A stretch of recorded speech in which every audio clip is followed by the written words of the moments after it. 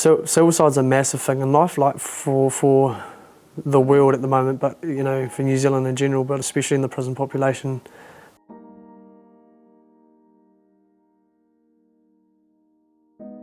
And one of my car offenders was actually my cousin. He's not blood, but I class him as family. And a very traumatic time in there was when he committed suicide in there. It was about midnight or something when we found out, and Frank heard it and he yelled out. He's like, "Oh, Zach's hung himself," and I was like, and I didn't believe them. And then obviously it was like I started calling out to him like, Zach, you know, like fucking no response. And I thought that was weird and started thinking, fuck. And I keep calling out, and then realisation had struck that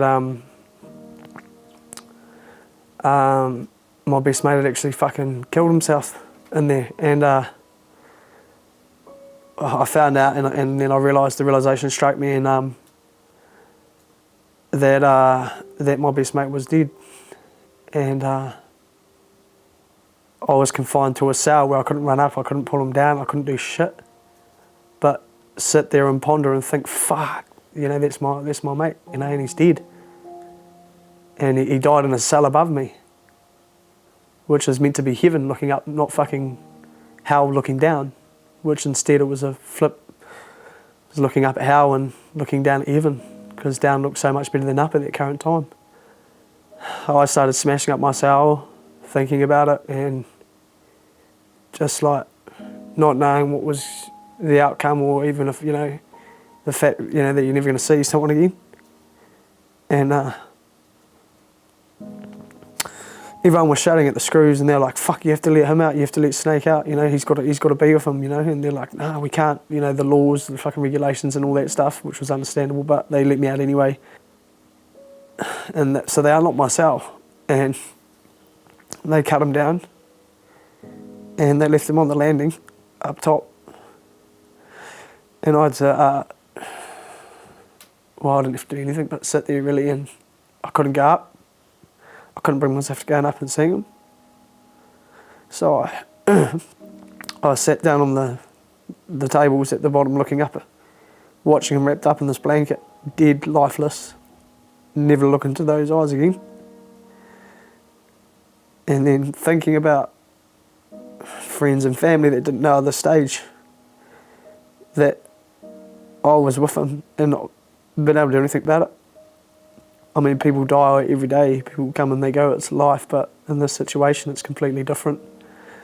And ultimately the strain and the effect, it doesn't just have a mental and emotional and spiritual effect, it has a physical effect, because your body's so drained and you're so tired and you're so worn out when you lose someone that close to you.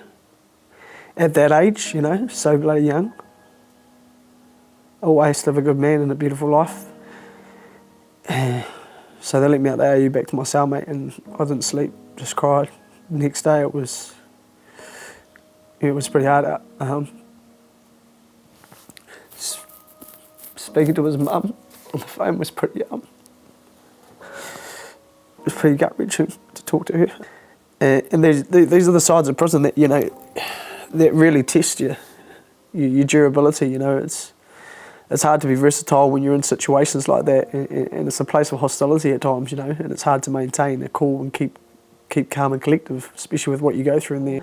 I went up to court for compassionate bail, got 3 days out to attend the Tanya and the funeral, and it was the hardest thing ever.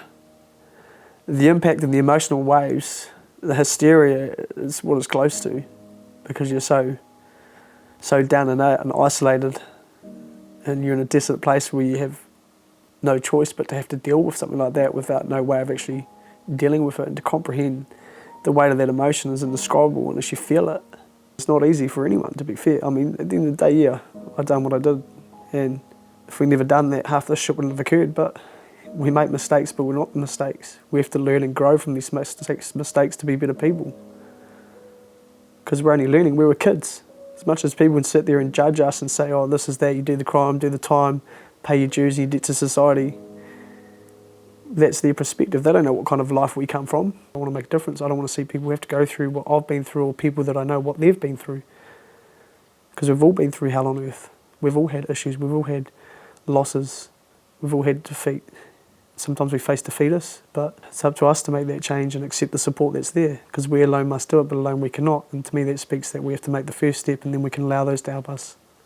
Because I don't want to see young men killing themselves in jail.